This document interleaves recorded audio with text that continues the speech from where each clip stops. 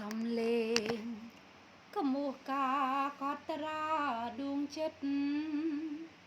ចារឿងស្នេហ៍មិនពិតប្រឌិតជីវិតឲ្យខ្លោចផ្សា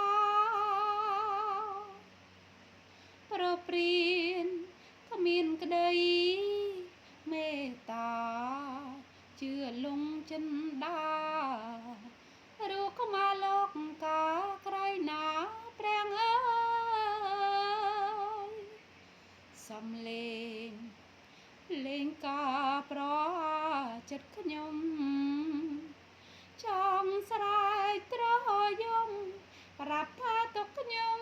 ទុករឿងស្នេហ៍ថាខ្ញុំនៅស្រឡាញ់បងអូនកេងសោកាឥឡូវប្រែជាបងបំភ្លេញអង្គព្រះពីបាត់មកនាំទាំងទុកសោចិនដាវាយកសោកសៅព្រោះស្នេហ៍នឹងឃើញយប់មួយនៅក្រោមដួងខែបងបានស្បត់ស្បាយថាចិត្តបងស្នេហ៍តែរូបស្រីព្រះពីបាត់អូននៅស្រ